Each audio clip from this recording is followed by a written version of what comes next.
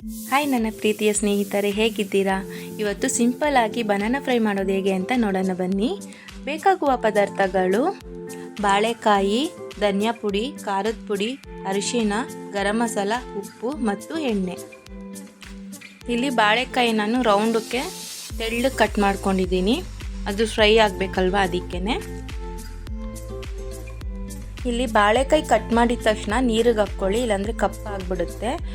ನಾವು ಪೊಟ್ಯಾಟೊ ಹೇಗೆ ನಾವು ನೀರಲ್ಲಿ ಹಾಕ್ಕೋತೀವೋ ಅದೇ ಥರ ಬಾಳೆಕಾಯಿನೂ ನೀರಲ್ಲಿ ಹಾಕ್ಕೋಬೇಕು, ಇಲ್ಲಾಂದರೆ ಕಪ್ಪಗಾಗುತ್ತೆ.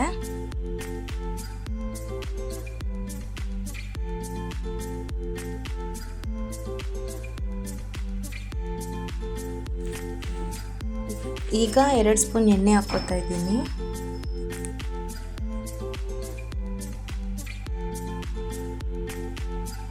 ಮತ್ತು ಬಾಳೆಕಾಯಿ ಹಾಕ್ಕೋತಾ ಇದ್ದೀನಿ.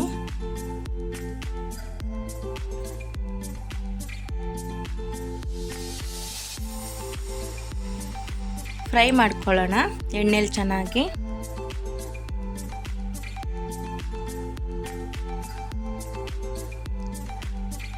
ಇದಕ್ಕೆ ಮುಚ್ಚಳ ಹಾಕೋದು ಬೇಡ, ಸಾಫ್ಟ್ ಆಗಿಬಿಡುತ್ತೆ ಮುಚ್ಚಳ ಹಾಕಿದ್ರೆ. ಫ್ರೈಗೆ ಸ್ವಲ್ಪ ಕ್ರಿಸ್ಪಿ ಆಗಬೇಕಲ್ವ, ನಾನು ಮುಚ್ಚಳ ಹಾಕ್ತಿರನೇ ಮಾಡ್ತಾ ಇದ್ದೀನಿ.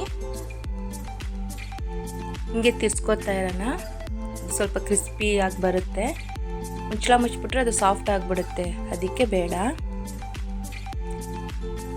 ನೋಡಿ ಈ ಥರ ಬ್ರೌನ್ ಆಗುತ್ತೆ, ಹಿಂಗೆ ತಿರ್ಸ್ಕೊಳ್ಳೋಣ.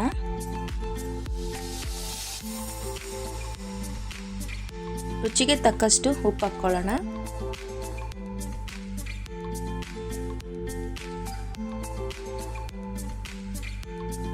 ಅರಿಶಿನ ಪುಡಿ 1/4 ಸ್ಪೂನಷ್ಟು ಹಾಕ್ಕೊಳ್ಳೋಣ.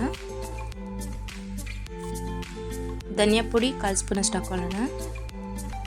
ಖಾರದ ಪುಡಿ 1/2 ಸ್ಪೂನಷ್ಟು ಹಾಕ್ಕೊಳ್ಳೋಣ, ಸ್ವಲ್ಪ ಖಾರವಾಗಿ ಚೆನ್ನಾಗಿರಲಿ ಅಂತ. ಗರಂ ಮಸಾಲ 1/4 ಸ್ಪೂನಷ್ಟು ಹಾಕ್ಕೊಳ್ಳೋಣ.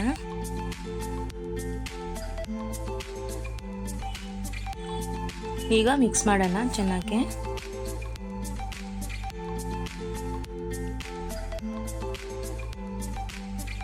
ಈ ಥರ ಚೆನ್ನಾಗಿ ಮಿಕ್ಸ್ ಮಾಡ್ಕೊಂಡ್ಮೇಲೆ ಮೇಲಿಂದ 1 ಸ್ಪೂನಷ್ಟು ಎಣ್ಣೆ ಹಾಕೋಣ.